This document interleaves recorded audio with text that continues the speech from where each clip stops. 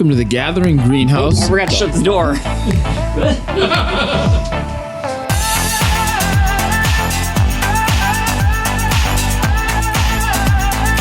Welcome to Gathering Greenhouse, a podcast to help us grow together. I'm Steve. I'm David, and I've been here. Okay, well, we guess we should get going then. You're ready to go.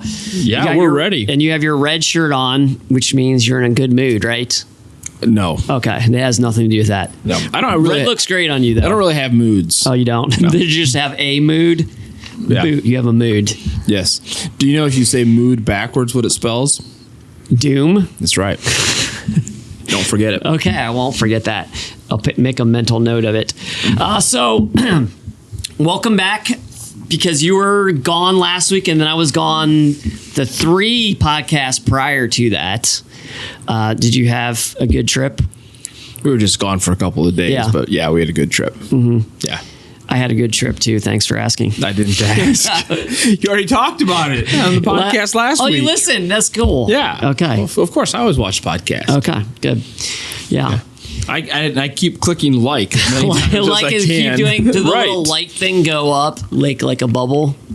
No. That's only on live stuff, right? I don't think it does that. Matt just goes no.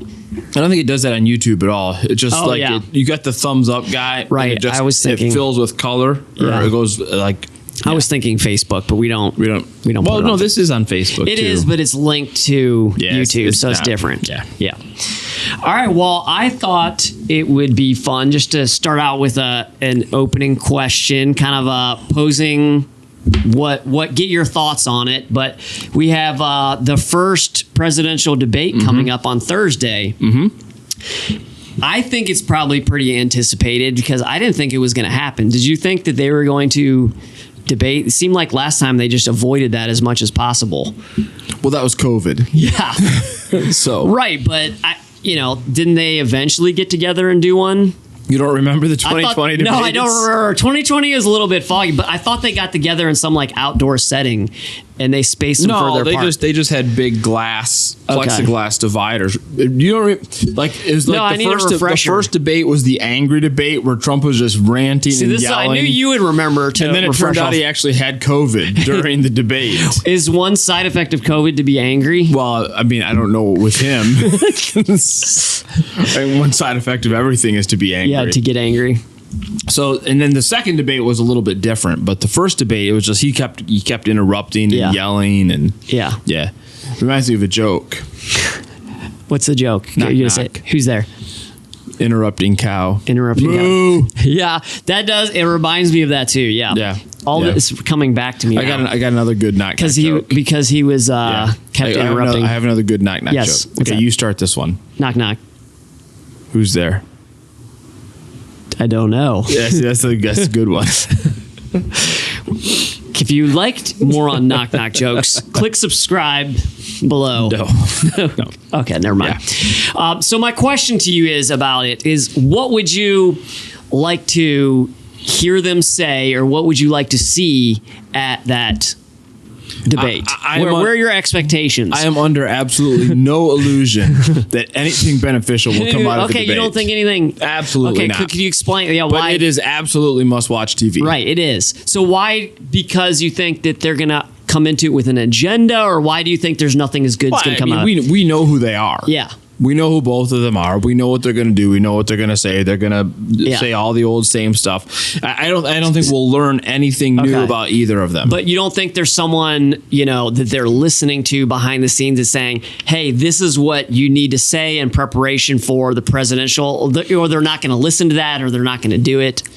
I don't think Trump listens to anybody. Right. I think there are people behind the scenes who are trying to tell him, hey, you should say this, or you should do this. I don't think he listens to anybody. Do you think he listens and then just does whatever he wants? Do you think there's a conversation had and he was that's a great strategy, and then when it comes time to do it, he just does his thing? I don't know how it happens behind the scenes. Yeah.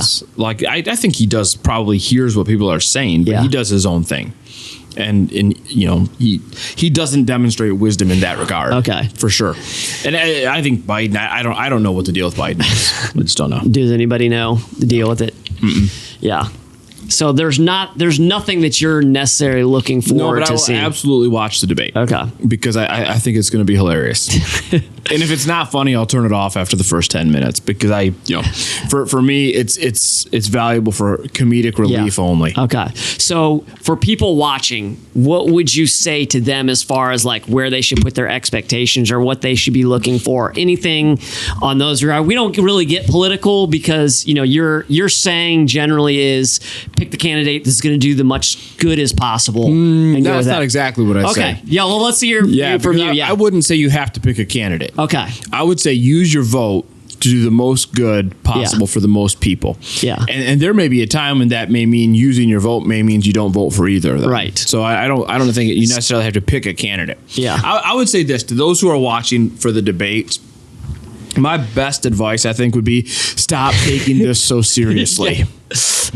Because you're going to have a bad candidate. Yeah. We are going to have a president that is elected that is not the ideal, but that's okay. Jesus will still be king. Stop taking this so seriously. Is that good? That's very good.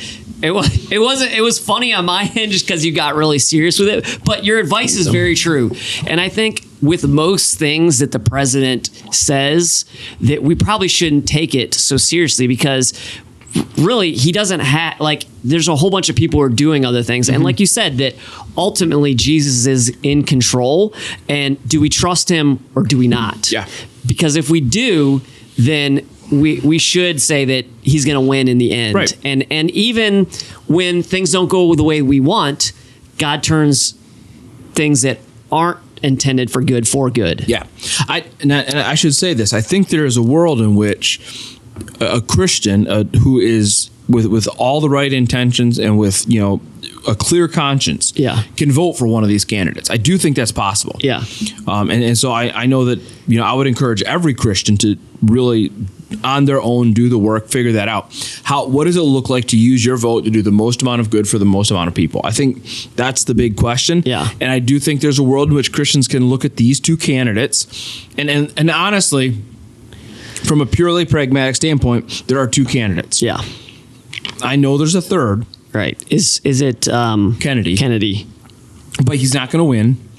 And let's be honest, whether you're on the left and you like Kennedy or whether you're on the right and like Kennedy, there are some things that you might like about him, but you have to whitewash some stuff that doesn't line up with your values, right?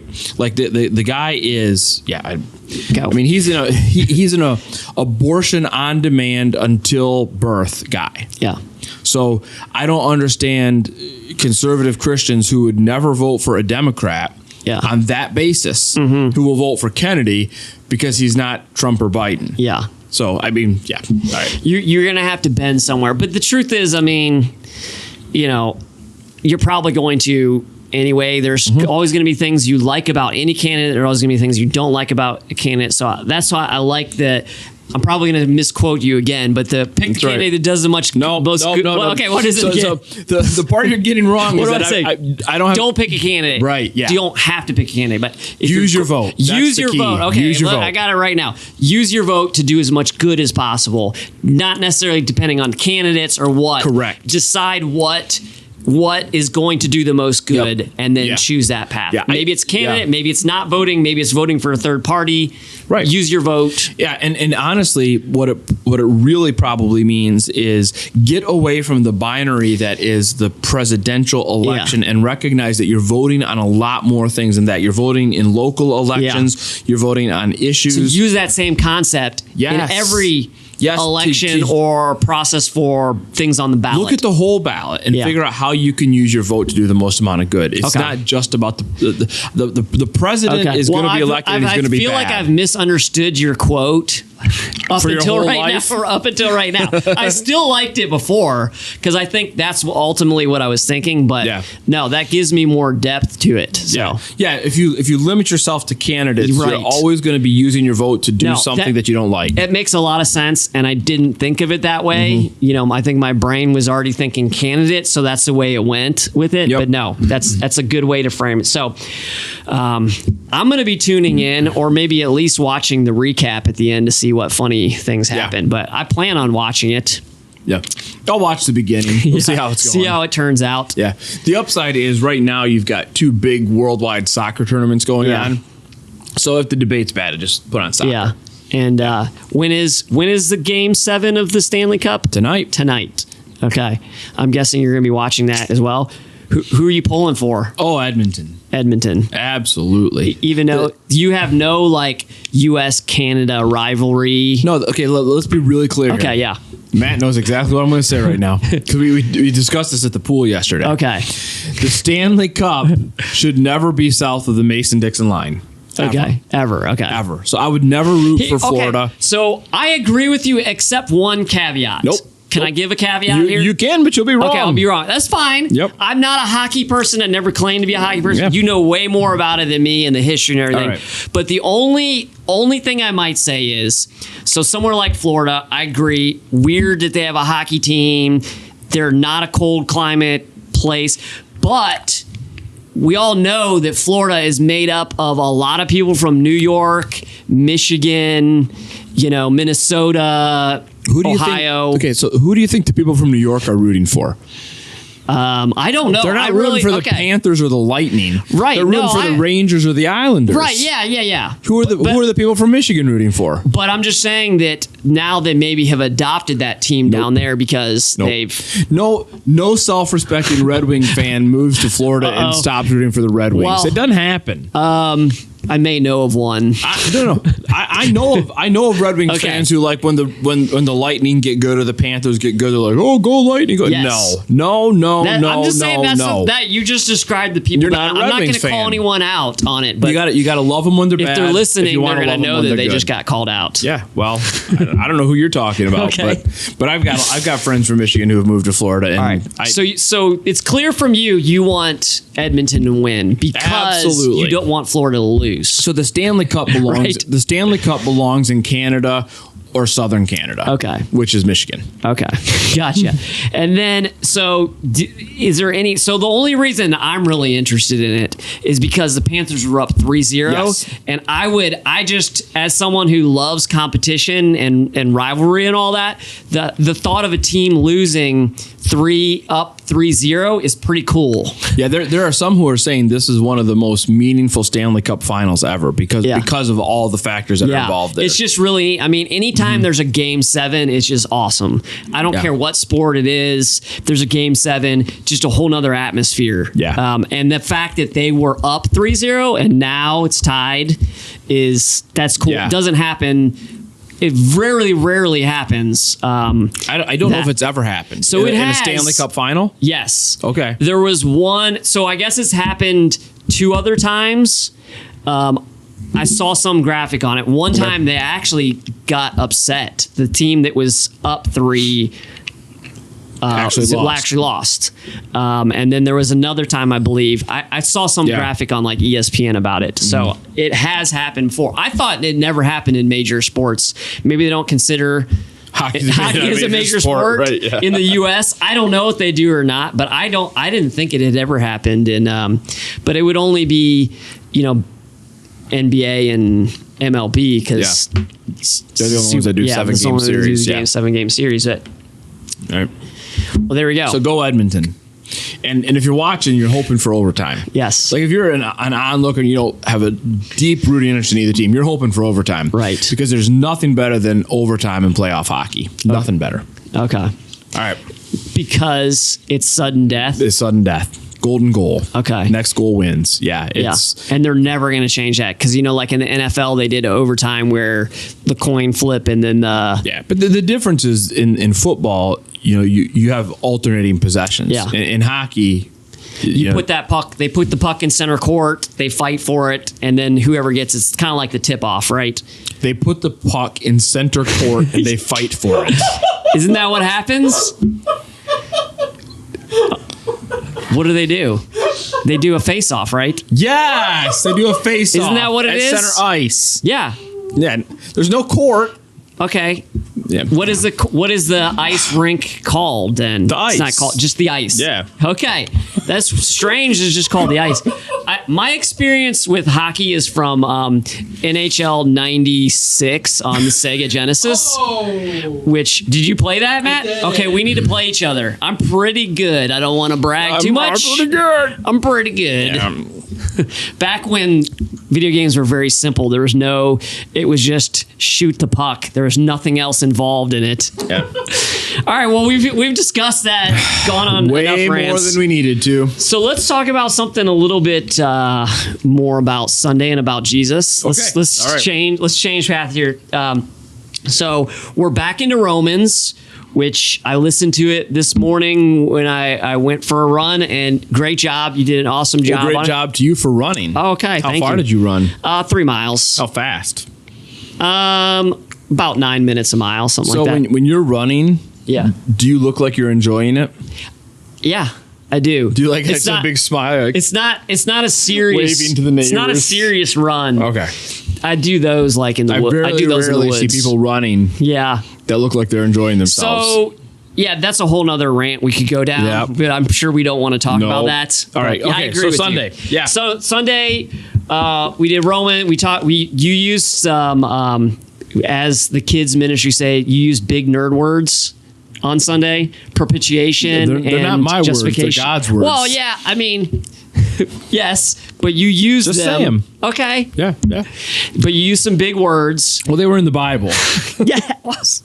I realize that's what Yeah, we do all on right. Sunday, but they have big meaning and big implications on how we interact with Jesus and how we eventually interact with God when judgment time comes. Yeah. So very important things that we talked about, but it is really the idea of there's no good that we can do that's good enough. We always fall short.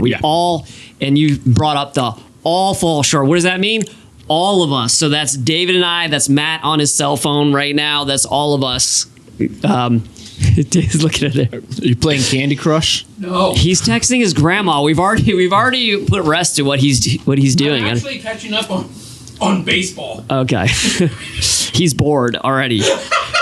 So we all fall short of what God requires of us, and therefore we all need Jesus on our lives. We all need propitiation. Did I say that right? Propitiation. Propitiation. There you go. We all need justification. We all need those things. We all need to be, righteousness imparted onto us.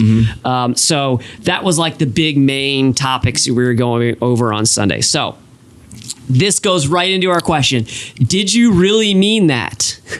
Did you really mean, is it really true that everyone is guilty of sin? Yes. Okay. Well, let's move on. That was we can easy. just That leave. was We can just super leave. easy. Could you go into a little more explanation? Like, so what is that like someone who we think of like Mother Teresa, who's done so much good. Maybe that's not a relevant character anymore. I'm not even sure who would take her place, but someone who has done like their good has like way outweighed anything bad that they could have done. Says you. Right. From a human perspective. Correct. Right? I'm talking through a human lens. Yeah. Right. Yeah. But that's what we often think of. Like, hey, if my good can outweigh my bad, hey, I'm in a pretty good standing, right? I've done more good things than bad things. Yeah. So therefore, I'm a pretty good person. Yeah. Okay. So let's imagine that we're getting ready for the church picnic. Okay. On Sunday. I'm imagining this. Okay. Yeah. And I'm going to make a batch of cookies. Okay. But I'm going to make a massive batch of cookies. Okay. So I'm going to make like 300 chocolate chip That's a lot of cookies that are going cookies. to be awesome. Yeah. Because Mary Ann's got this awesome chocolate chip cookie recipe. Okay. Like when she makes the cookies, I don't share them. Okay. They're mine. Yes. So, but I'm going to make 300 and bring them to the picnic. Uh-huh. So I've got my kitchen is just full. Yeah. Right. I'm getting the flour out. I got all the batter is mixed up, and I mean, we got bowls and bowls and bowls Yeah. of batter. Lots. That sounds like it'd be like a cool song. A rap song? Yeah, bowls and bowls of batter. Okay. Anyway, so I got bowls everywhere Yeah. of batter, right? And then I have to take a break, Uh-huh. and we'll go back to one of our illustrations from Sunday. Yeah. To go change my kid's diaper. and I'm changing my kid's diaper. Yeah. And it's I think I know where this is going. And it's a messy one. Okay. I don't like it. Yeah. And because it's a messy one, I get a little bit on my finger. Yeah. But I don't notice that. Right. Okay. So I go back. Ever? Well, not right away. Okay. So I go back into... You're making everyone question the food that they're going to be kitchen. eating at the church picnic. And I'm making the cookies again. Yeah. And I don't realize that I've got something on my finger. And I start mixing the dough again. Yeah. Right? And my finger comes in contact with the dough. Yeah. Are you going to eat those cookies? So, no, I'm not. Absolutely not. But is it? Are you going to recommend that anybody eat those cookies? No, I'm not. But is it in but all the come on bowls? now. One. There's all of it's going back into one big batch. Okay, that's what I was. Yep. That was my only It's question. all in there. one big then batch. I'm not going to. But it's there. Look at Steve. Yeah. There is a ton of batter and there's a ton of dough. Yeah. Right. Right. And there's only just a little bit of that other thing. Just a tiny little bit. Yeah. But I think it only takes a tiny little bit to make you really, really sick. Okay. All right. And in the same way, it only takes one sin to break creation. Yeah. Right. And we sometimes like to think that we can, place value on our sin. Like this is a big sin, this is a little sin, and my sins are little, but yours are big. Yeah. Right. That we do this kind of thing to people. But the reality is we can't understand the ramifications of our sin long term or eternally, and understand that one sin means I have opened the door for evil to come into God's creation and destroy his perfect creation. Yeah. And as such, I'm guilty before him. Right. So, yeah. So the whole, I've done more good than bad. By the way, that's just a bad argument anyways. Yeah. Well, there also would have to be a standard of measurement that was universally accepted, right? So who would be the judge of that? Yeah. Right? Right. Well, and that's why Romans 3:23 uses the expression fall short. Yeah. Because that's the whole point. The point is not you've done more wrong than good or you've done more good than wrong. That's not the point. The point is there is a standard. That standard is Jesus. Yeah. And if you don't measure up to Jesus, like you get this close, but you still don't measure up to Jesus, you have still fallen short. Right. And if you've fallen short of God's glory, then you will fall short of God's glory in eternity. Right. And that sounds like bad news. No, it is bad that's news. what I mean. And on Sunday you said it is bad news, right? Yeah. It should be concerning and it should be motivating, but it shouldn't be the only thing that motivates us. Correct. It should.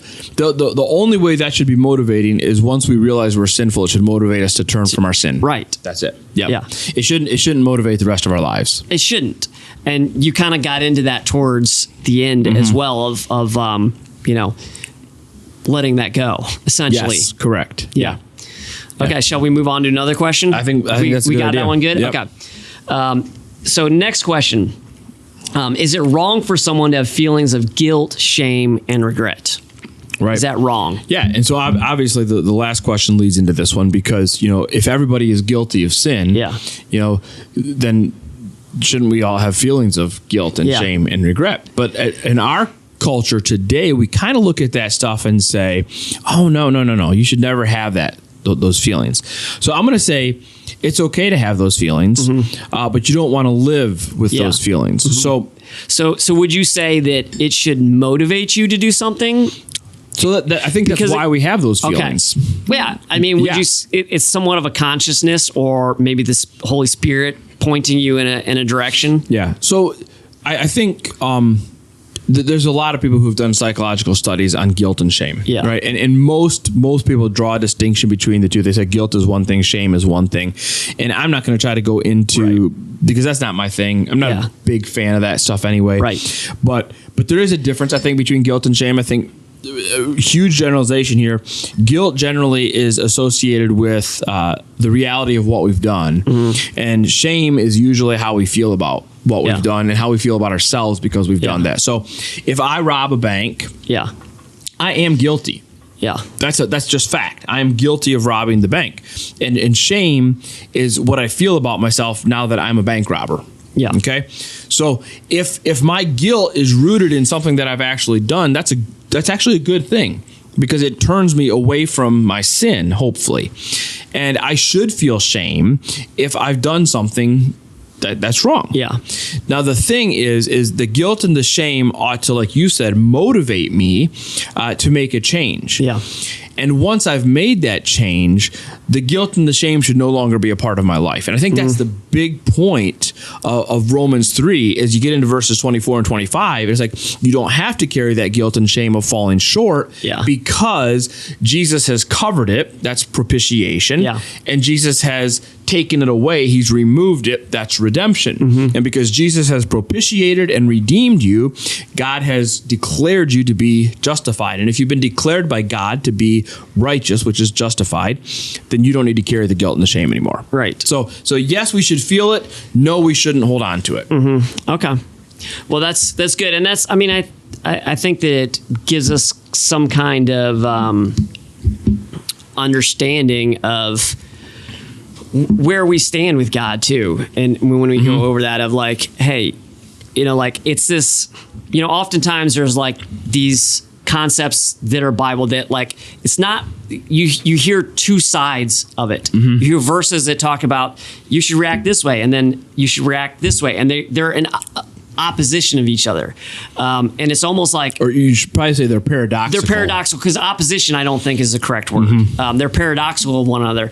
Well, I mean, I often think it's there because the growth happens in the struggle of like, of being molded and transformed into an understanding of being more like Jesus. It takes time, it takes effort, it takes him intervening on our behalf, all of those things. So I think part of the growth comes from the struggle of just figuring that out and building that relationship over time. Okay. So, final question that I have here is, what can someone do in order to let go of their feelings of guilt and shame? Okay. So there's this one quote that you often say a lot too, which I'm probably going to get wrong. But when you have like stress or anxiety in your life, do what you're in control of and either let go or pray about the rest. That was pretty close. Okay, that's close. Okay, I got that one right. Pretty much it. Yeah. And it's really good and solid advice because stressing about things that are either have a very small likelihood of happening or you ultimately have no control over anyway is stress and anxiety over things that really don't produce anything good in your life. Yep. No, you're spot on. And I think when we talk about this question of how do I let go of guilt and shame? Yeah. Control is a really key factor. Yeah. And like wanting control or let it. Yeah. So let me walk through it. So what can I control is one question I need to ask, and then the second question I need to ask is what can I choose? Yeah. Now I'm going to take those two questions and I put them into two different settings. One setting is this moment. Yeah. And one setting is preparing myself for the future, and I think both are really critical. So in this moment, I feel guilt and shame about something. Yeah. All right. What can I control and what can I choose? I actually can't control that feeling came up because I can't always control what I feel in a moment. But what I can choose is to keep dwelling on that feeling. Yeah. And just keep bringing it back, replaying it over and over, or I can choose to focus on something else. So, let's say 10 years ago I robbed a bank. And since then I found Jesus. I'm justified in God's eyes. Jesus has paid for that. I've confessed it. I've made it right. Yeah. And as I sit here in this moment, the shame of what I did 10 years ago begins to build up in me. And I'm like, instead of seeing myself as a child of the King, I see myself as a thief. Yeah. Okay. In this moment, the first question is, what can I control? I can't control that thought that I'm a thief has come into my mind. It's there. What can I choose?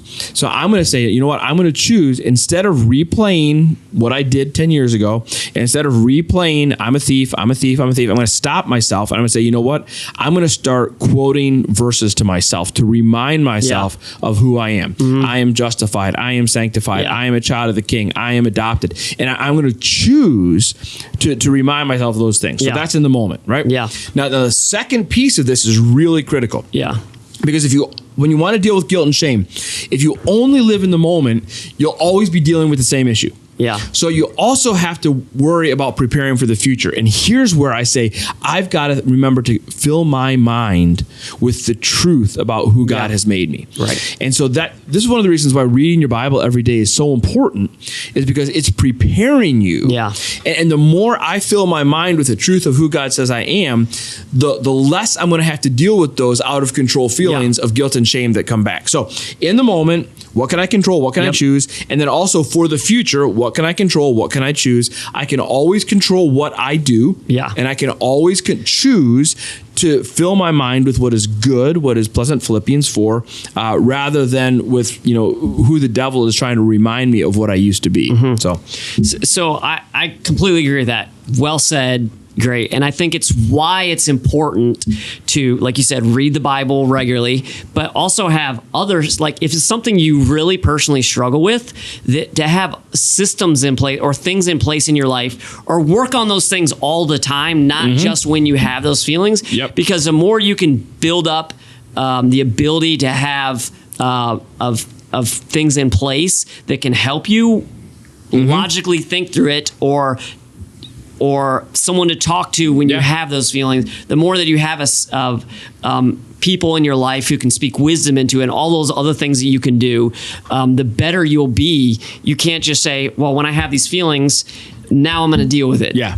It needs to be a lifestyle of it. Right. Yes. Preparing yourself means I have at my fingertips. Right. I have verses ready to go. Yep. So whenever this comes back, I'm going to be ready for it. But it also means understanding when I feel those feelings. So there may be a place that is associated with my past. Yeah. And every time I go to that place, I know my past is going to come back to me.